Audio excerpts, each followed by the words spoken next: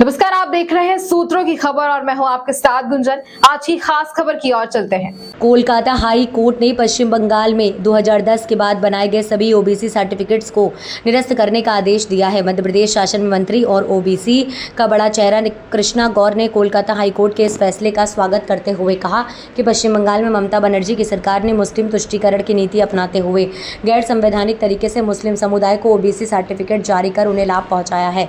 जबकि ओबीसी में सिर्फ मुस्लिम ही नहीं बल्कि अन्य कई समाज भी आते हैं, लेकिन कांग्रेस और ममता बनर्जी की पार्टी के साथ साथ अन्य घटक दल भी मुस्लिम तुष्टीकरण की नीति करते हैं। लेकिन कोलकाता हाई कोर्ट का यह फैसला निश्चित पूर्व से ओबीसी वर्ग के विश्वास पर खड़ा उतरा और पूरी भारतीय जनता पार्टी इस फैसले का स्वागत करती है। नमस्कार और सबका बहुत स्वागत है। आज की इस पत्रकार वार्ता में आज मैं आप सभी के समक्ष कल पश्चिम बंगाल में कलकत्ता हाईकोर्ट द्वारा दिए गए एक ऐतिहासिक निर्णय का स्वागत करने के लिए उपस्थित हुई हूं।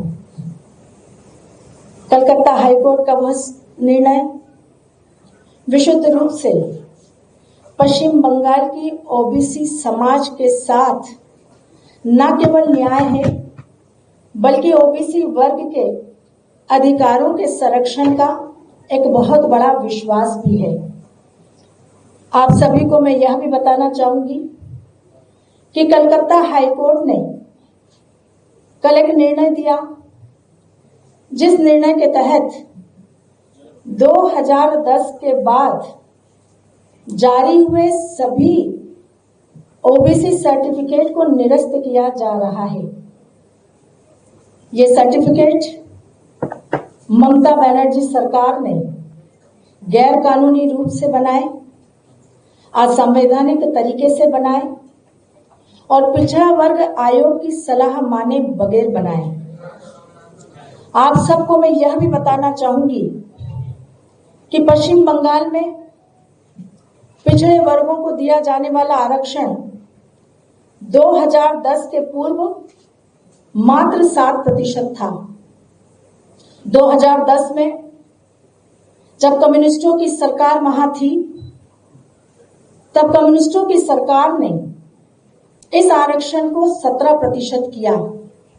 लेकिन आश्चर्य देखिए, मुस्लिम तुष्टीकरण की राजनीति का एक भयानक उदाहरण कि 7% आरक्षण पहले से ओबीसी का था, 17% आरक्षण अगर किया तो उसमें भी 10% आरक्षण मुसलमानों को दिया।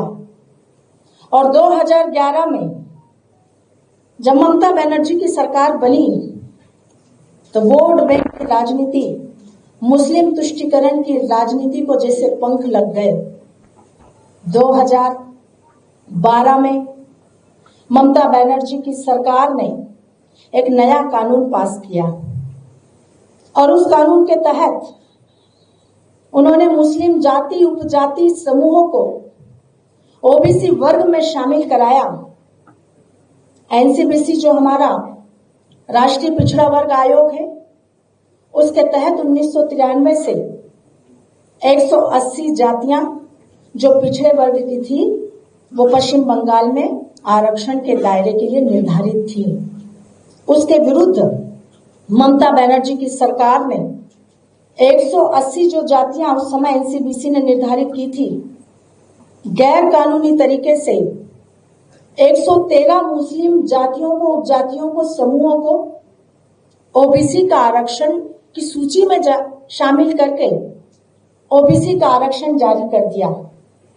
और उसके बाद सिर्फ जारी ही नहीं किया, सूची में शामिल ही नहीं किया, बल्कि पश्चिम बंगाल में 118 मुस्लिम जातियां, उपजातियां और समूहों को ओबीसी का आरक्षण छीनकर आरक्षण देना मुस्लिमों को, उस प्रक्रिया को प्रारंभ कर दिया, जिसके तहत देखते ही देखते पूरे पश्चिम बंगाल में राज्य सरकार की सरकारी नौकरियों में बड़ी संख्या में मुस्लिम वर्गों की नियुक्तियां होने लगी।